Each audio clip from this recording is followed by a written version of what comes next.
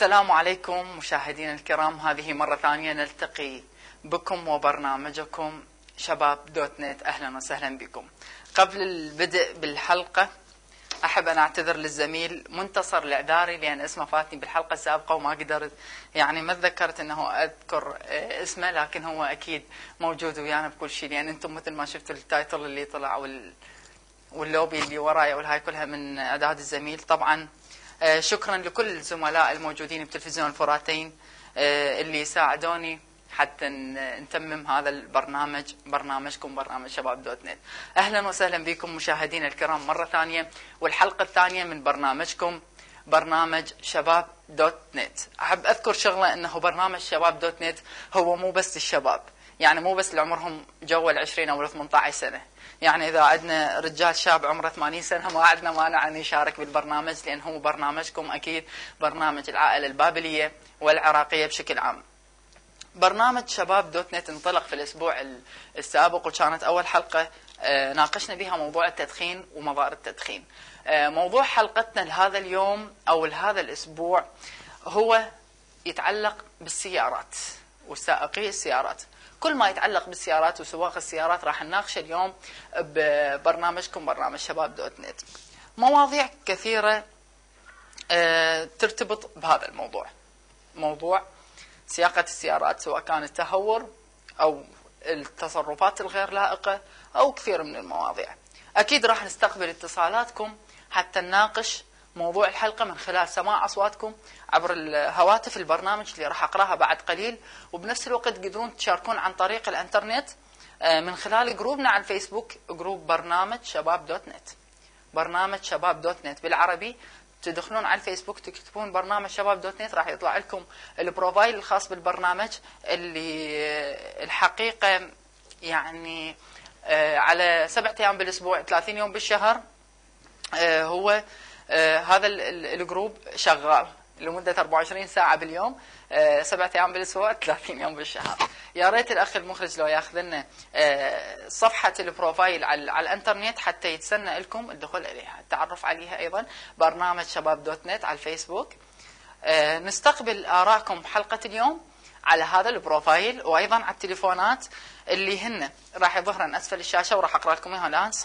الأثير 0780 3144 والآسيا سيل 0771 00 83330. أرقام الهواتف ظهرت أسفل الشاشة، من خلالها تقدرون تتصلون بنا وتعطونا آراءكم وتعليقاتكم على موضوع اليوم. أعيد، موضوع حلقة اليوم هو عن السيارات وكل ما يتعلق بالسيارات، سواء كان تهور بالسياقة أو التدخين أثناء السياقة أو الكتابة على السيارات، أو راح نجي إلهن وحدة وحدة ونناقشهن إحنا وياكم. قبل أن نشاهد التقارير اللي عدوها البرنامج، خلينا نسولف أنا وياكم شوية عن السيارات، خصوصا السيارات الحديثة اللي دخلت بشكل هائل أو بعدد هائل لشوارع الحلة وشوارع العراق بشكل عام، خصوصا بعد الاحتلال. التهور في قيادة السيارات من قبل الشباب أو حتى الكبار. السيارات كل ما يفوت سنة كل ما موديل السيارات أحدث وأسرع، ويعني يصير تعرفون عصر السرعة، السيارات دا تصير أسرع ودا تصير بيها مواصفات أعلى، والحقيقة كل ما دا تصير أسرع وكل ما يتطور زمن الخطورة دا تزيد، يعني ما دا تقل. يعني سيارات قبل كانت متينة أكثر، يعني هسه السيارات الموجودة يعني مصنوعة من مادة يسموها الفايبر كلاس، هذه مادة مو حديد أصلا، يعني تنكسر، يعني أنت إذا ضربتها بإيدك تنكسر. فهذه بهيك حالة السيارة ما راح تصير متينة وراح تصير خطورتها أكثر، يعني اللي قاعد بالسيارة أقل حادث راح احتمال يفقد حياته. فمثل ما تشوفون إنه هي سيارة خفيفة وصناعتها مو أمينة، مو متينة، والشباب دا يقيدوها بسرعة كلش عالية وبعدم مسؤولية، فأكيد هذه راح تزيد من عدد الحوادث وعدد الوفيات وعدد الجرحى. بالنسبة للتهور هاي بالسيارات خصوصا داخل مدينة الحلة، يعني مثل ما تعرفون احنا هسه مدينة الحلة عندنا حفريات بمعظم شوارع الحلة، وعندنا جسر بعد ما كامل، هو جسر منطقة نادر. فإذا صار السرعة أو شيء فأكيد راح تسبب أولا يعني بالازدحامات والهوسة، ثانيا إرباك حركة السير، ثالثا تسبب حوادث وقلق نفسي من أهل عليه أو هو نفسه يعني يخسر حياته أو فشي. هاي أولا. عندنا أسباب هذه الشيء، أولا يعني ذكرناها هي السيارات الحديثة، ثانيا عدم مراقبة الأهل للشباب، ثالثا عدم وجود قانون صارم من قبل المرور. يعني هي اكو عندنا هسه محاسبة بس يعني القانون مو قوي، يعني بالنسبة لضرب إشارة المرور أو ضرب الإشارة الضوئية الترافيك لايت، يعني متى نشوف دورية فد يوم تبعت شخص هو ضرب، يعني لو يسجلون رقمه ويعاقبوه لو ما يسجلوه. زين، فأكيد يعني متابعة الأهل إلها دور. مو الشباب ما عندهم بس التهور بالقيادة، أيضا اكو موضوع كلش مهم هو التحرش بالبنات. يعني من خلال الهورن، من خلال وقوف السيارة بشكل مفاجئ على مود بنية أو فد شيء، من خلال حتى مرات تدفعهم القضية أن يصيحون، يقوم يصيح. يعني أنا هاي بعيني شفتها، وللأسف في مدينتنا العزيزة بابل، يعني يم مدارس المتوسطة خصوصا في شارع 40 معهد المعلمات والمدارس المتوسطة، لو تشوف وقت الدوام ووقت الخروج من الدوام تشوف الشباب شو يسوون. أتمنى من مديرية المرور تتابع هذا الكلام وتشوف حكي حقيقي لو لا، وأنتم الأهالي وهاي خلي يتابعون هذا الشيء، أكيد راح تتأكدون من كلامي. هورن بشكل مو طبيعي، مزمار السيارة اوكي، والتهور بالقياده حتى يلفت نظر البنيه او فد شيء، يعني سواء كان يشخط السياره او يقود بسرعه، يستدير بسرعه اكثر. يعني تعرف هذا يستدير ويشيل السايد بريك يظل يفتر في السياره وما اعرف شنو، هاي كلها حتى يلفت انتباهه، او مرات مثل ما قلت لكم يقوم يصيح وما تعرف شنو هي الكلمات اللي تصدر من عنده. هاي بالنسبه ايضا موضوع يتعلق بالسيارات. موضوع آخر أيضا يتعلق بالسيارات والسياقة هي الكتابة على الكيات وعلى التاكسيات، خصوصا السيارات الحديثة. يعني لو تشوفون ايش دا يكتبون على السيارات، يعني جمل غريبة عجيبة، يمكن هي تساعدك برسم الابتسامة على وجهك وتضحك، بس ظاهرة غير حضارية. يعني وصلتني مشاركات من أصدقائي على الفيسبوك، على الانترنت، على جروبكم، جروب شباب دوت نت، يعني أكيد راح تشوفوها، راح أعرض لكم إياها إن شاء الله. لو تشوفون الصور إيش كاتبين أهل الكيات وأهل السيارات، يعني بشكل مو طبيعي. أولا غير لائقة، كلمات بذيئة مو حلوة، ومرات أكو كلمات تخرب ضحك. يعني هذه بها عدة مساوئ. من ضمن هذه المساوئ انه السائق الوراك اذا بقى منتبه على هاي الكتابة اكيد راح يشتت فكرة، راح يسوي فد حادث. او حتى اذا ما كانت هيجي فهي يعني انت راح تحجب الرؤية، لان هم يكتبون على الجامة الخلفية بشكل كبير، تحجب الرؤية عليك بالمراية. يعني احنا عندنا سيارات وندري اذا ما كانت الجامة الورا صافية وهاي، فانت شلون راح تشوف السيارات اللي وراك او حتى السيارات اللي قدامك. موضوع هذا جدا مهم. موضوع بعد أهم وأخطر هو رمي النفايات من السيارات، يعني خصوصا بالحلة مع الأسف، وحرامات بالحلة. تشوف أمشي بالسيارة أنا مرات والقدامي ساعة باكيت جقاير، ساعة يعني ما تتصور، قشر الموز ينشمر، قوطية البيبسي تنشمر. يعني هذا يسبب هي مو بس ظاهرة مو حضارية، هي ظاهرة تفشل حقيقة، يعني ظاهرة لعب النفس. أنت تمشي وتاكل وتزبل، يعني عيب. وبعدين تسبب مشاكل. يا أخي هاي قوطية البيبسي إذا فيها شوية بعد وأنت شمرتها، إذا أجت على الجامة مع السيارة اللي وراك راح تسبب حادث احتمال يموتون به أقل شيء يعني 10-15. يعني هي سيارة واحدة إذا ارتبك هذا، اجت القوطيه سائق الوراك، اذا قوطيه البيبسي اجت على الجامه مالته وانكسرت وافترت سيارته بنص الشارع، احتمال كل السيارات اللي ورا راح تنضرب، احتمال راح نفقد اكثر من شاب واكثر من مراه واكثر من طفل. يعني ليش ما نطبق على صفحه او نخلي هذه الزباله هي بالسياره، ومن نطبق ننظف السياره نخليها بمكان مخصص. يعني ما اعتقد راح يكلف هذا الشيء. والكلام يطول هوايه. وعندنا بعد موضوع ايضا موضوع الزفات. هذا موضوع كلش مهم. يعني اللي يصير عنده زفة ينسى القيم، ينسى مع الأسف طبعا أنا مجبورة أن أحكي هذا الكلام، ينسى الأخلاق، ينسى وصية الرسول، ينسى كلام الدين الإسلامي، ينسى كل شيء. بس صارت عنده زفة تلقاهم كلهم طالعين من السيارات وسادين الشوارع.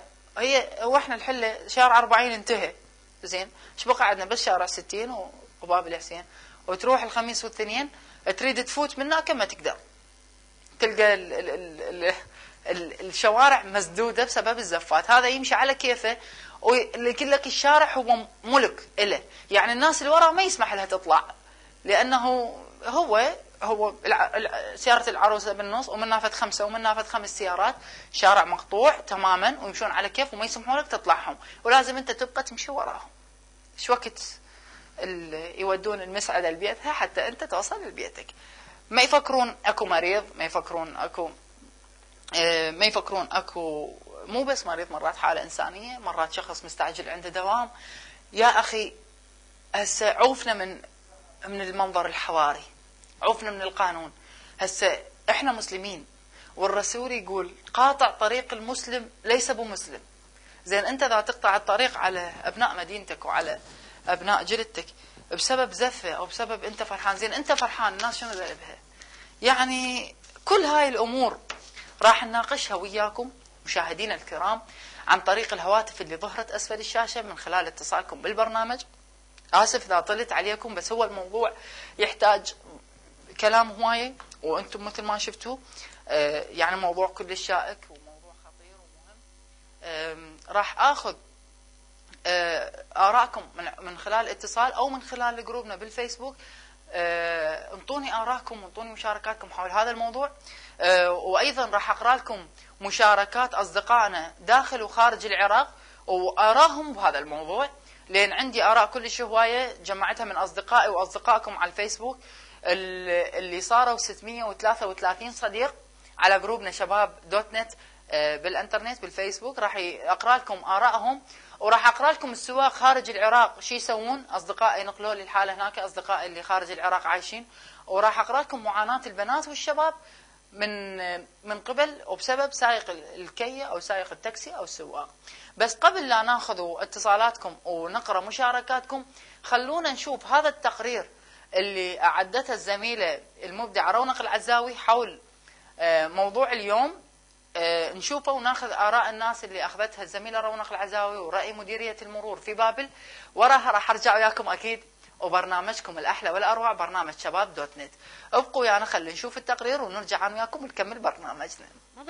مظاهر عديدة انتشرت في الآونة الأخيرة بكثرة في شوارع مدينة الحلة خاصة والعراق عامة، حيث القيادة المتهورة والأعمار الصغيرة والكتابات المختلفة على الزجاج الخلفي للسيارات نتيجة لعدم وجود قانون مروري يمنع مثل هذه التجاوزات. وبالنسبة للتهور بالسياقة، يعني عندنا سواق اللي يطلب سيارته من أبوه يتهور بالسياقة، واللي يطلب سيارة من أخوه، أو بالزفات احنا دا نشوف هواي حوادث. وكو يعني ناس هي ما صاعدة بسيارة ولا طالعة بشارع، احنا يعني ورا السقوط استوردوا سيارات كبيرة كلش هواي، يعني كمية كلش هائلة من السيارات، واستحدثوا ما صارت لا عندنا استحداث بالطرق ولا بالشوارع ولا عندنا علامات مرورية صحيحة. وهلي هذا اللي دا يصير، يعني حتى النجدة مرور لا واقفين مكان مضبوط، لا مسوين قطع شيء. حتى من عندنا هسه حاليا بشارع 40 أعمال مال صيانة مال المجاري، لحد الآن ماكو نقطة رسمية أو استدارة رسمية بمحافظتنا محافظة بابل. لذا نشوف بالسيارات دائما الظهر او بالليل او باي وقت حوادث موجوده. عدم وجود ضوابط، ولو هسه بدأوا يطبقون مثلا الاجازه السوق، أو مثلا كل واحد عمره يتجاوز 18 سنه عم نطلع له اجازه، ها شنو نجري عليه بعض الاختبارات على القياده، هاي راح نتخلص من مساله التهور. بس لكن هي موجوده بالمجتمع، نجد حتى مثلا كبار في السن متهور في السرعه مالته وفي قيادته السياره.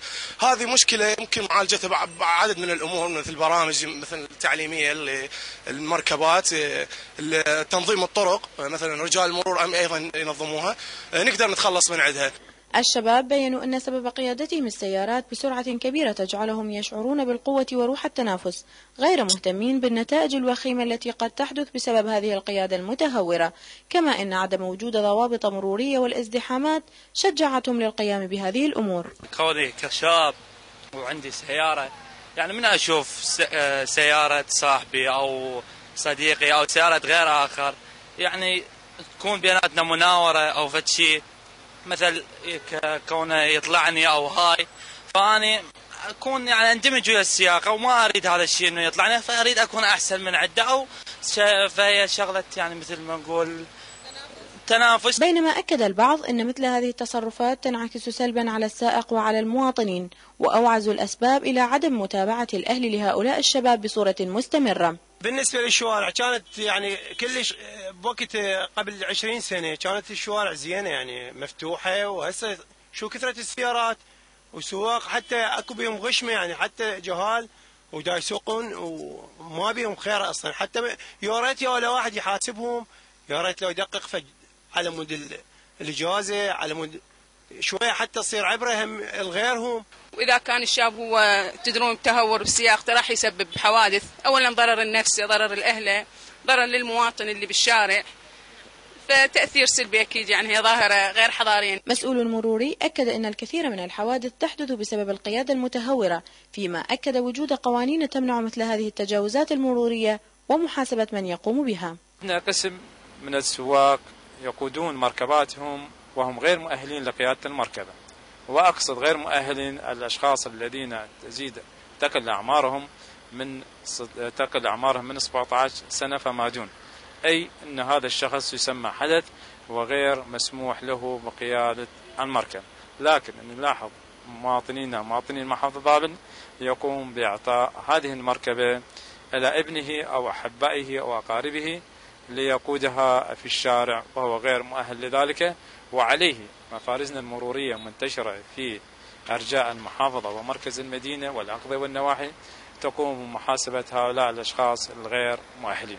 قانون المرور الجديد رقم 86 سنة 2000 حدد بأنه يمنع منعا باتا كتابة الأشياء أو الصور على المركبة، لا يجوز، لأنه تأثر على حركة السير والمرور، لأنه افرض الشخص وراك وأمامه مركبة مكتوب عليها فد ملاحظات أو فد شعارات أو فد نشيد أو فد شعر، فهذا ما راح ينتبه على المركبة مالته، راح ينتبه شلون راح يقراها فيأثر ويسوي حادث. لبرنامج شباب دوت نت، رونق العزاوي، بابل.